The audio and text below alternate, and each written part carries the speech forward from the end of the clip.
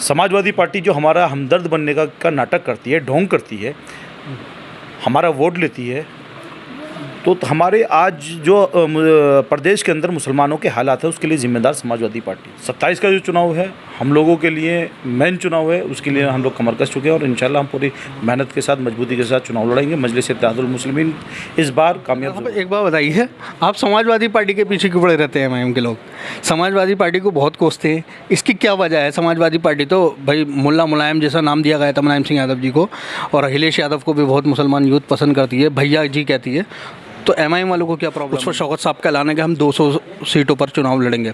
100 सीटों पर पिछली बार लड़े, कोई कमाल नहीं कर पाए, तो इस बार सीटें बढ़ाने से क्या फ़ायदा होगा? ये ज़रूरी था कि इन 100 सीटों पर ही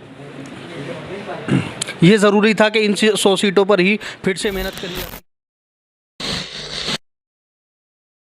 फैज़ान फ़ारूकी नाम है मेरा और आप देख रहे हैं मेहताब चौहान साहब, जो कि पश्चिमी उत्तर प्रदेश के अध्यक्ष हैं।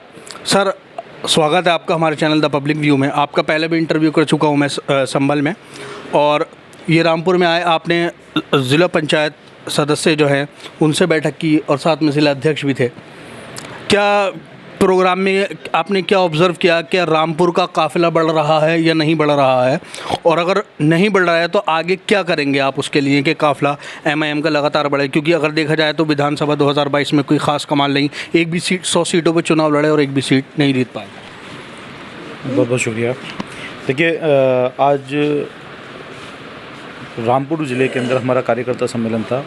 ऑल इंडिया मजलिस इत्तेहादुल मुस्लिमीन 2027 के विधानसभा चुनाव और आने वाले ज़िला पंचायत चुनाव को लेकर के कमर कस चुकी है। उत्तर प्रदेश के अंदर सभी ज़िलों में कार्यकर्ता सम्मेलन किए जा रहे हैं। इसी कड़ी के अंदर आज हमारा रामपुर में आना हुआ।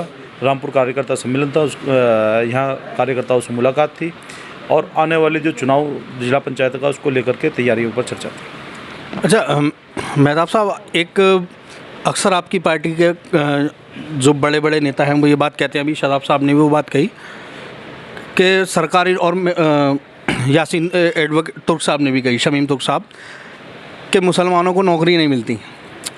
मुसलमानों को नौकरियाँ क्यों मिले? मुसलमान पढ़ाई क्यों नहीं करता? यूपीएससी करेंगे तो एसडीएम और डीएम बनेंगे, यूपीएससी क्लियर करेंगे। तो पहले आपको यूथ को समझाना पड़ेगा कि पढ़ाई पे ध्यान दें, पढ़ाई पे ध्यान देंगे, पढ़ाई करेंगे तो ही तो नौकरी मिलेगी, नौकरी फ्री में कैसे मिलेगी? नहीं, देखिए, आपने शायद उनका बयान सही से नहीं सुना। उन्होंने कहा था कि मुल्क अजीज जब आज़ाद हुआ था उस वक्त मुसलमानों की जो गवर्नमेंट डिपार्टमेंट के अंदर परसेंटेज थी वो तकरीबन 40% थी और आज 2% से कम है। रही आपके सवाल की बात के एजुकेशन, देखिए, देश के अंदर दो तरह की ताकत है। एक सियासत की ताकत, वोट की ताकत, दूसरे एजुकेशन, कलम की ताकत।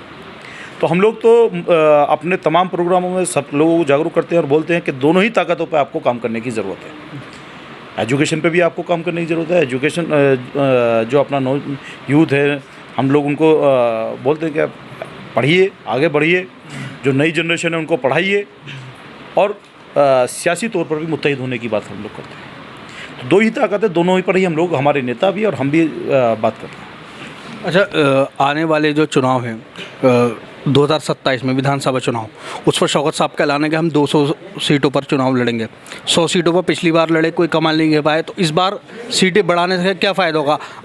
ये ज़रूरी था कि इन 100 सीटों पर ही फिर से मेहनत करी जाती।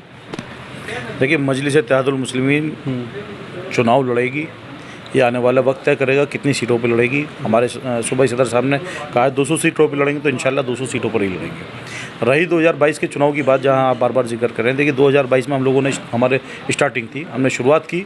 2017 में हम चंद सीटों पर लड़े, लेकिन 22 में हम लोग 100 सीटों पर लड़े, और बहुत सारी सीटें ऐसी हैं जहाँ पर हम लोग कांग्रेस, बसपा से ऊपर हम लोग गए।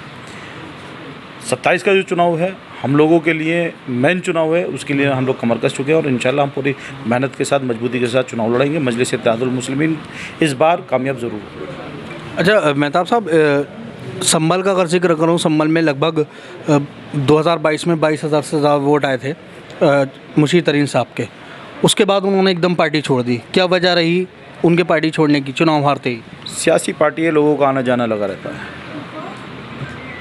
और वो भी हमारे भाई हैं, हमें उम्मीद है आज न कल इंशाल्लाह वापसी करेंगे इंशाल्लाह। अच्छा मेहताब साहब, एक लास्ट सवाल करना चाहूँगा, आखिरी सवाल करता हूँ। अगर आप चुनाव लड़ते हैं 2027 में, तो आपको क्या लगता है किन मेन मुद्दे आपके रहेंगे और किन पर आप फोकस करेंगे जिससे आप जनता को अपनी तरफ प्रभावित कर सके, उनको अट्रैक्ट कर सके अपनी तरफ?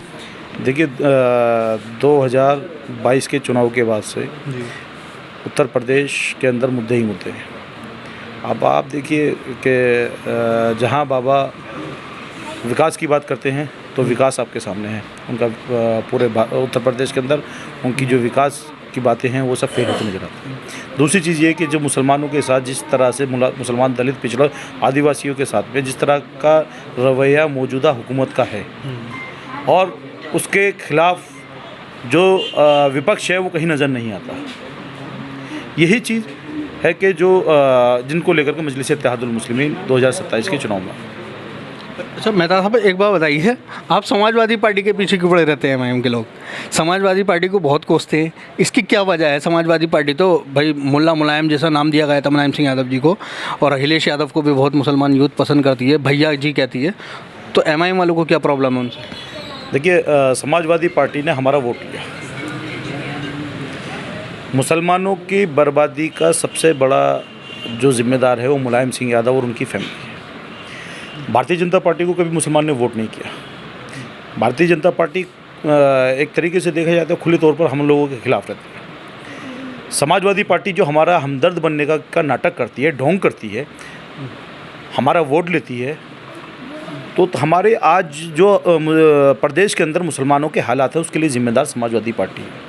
और समाजवादी पार्टी को ही कहा जाएगा जिसने हमारा वोट लिया, सपोर्ट लिया, हमारे नेताओं से जो टिकट के बदले में भी बहुत कुछ लिया, लेकिन जिम्मेदार तो समाजवादी पार्टी हुई ना, इसीलिए समाजवादी पार्टी को ही कहा जाएगा। अच्छा गठबंधन की बात करें तो बिहार में चुनाव चल रहे हैं, चुनाव की हवाएं चल रही हैं, तो वहाँ पर ओवैसी साहब को गठबंधन में क्यों शामिल नहीं किया जा रहा है? क्या वजह है इसकी?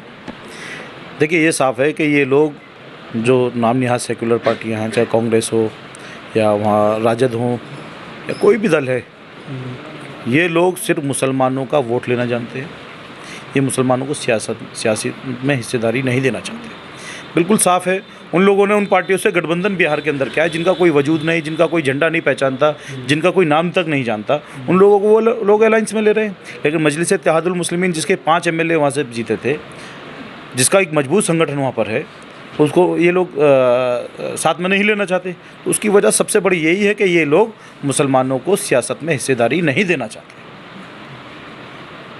तो ये हमारे साथ मौजूद थे मेहताब चौहान साहब, और मेहताब चौहान साहब ने सीधे तौर पर मुसलमानों को सियासी तौर पर और एजुकेशनल तौर पर मजबूत करने की बात कही कि इनकी पार्टी जो है मुसलमानों को मजबूत करेगी, मुत्तहिद करेगी। आने वाले वक्त में पता चलेगा इनके दावे कितने सच होते हैं। हमारी वीडियो कैसी लगी कमेंट सेक्शन में ज़रूर बताइए। द पब्लिक देखते रहिए। जय हिंद, जय भारत।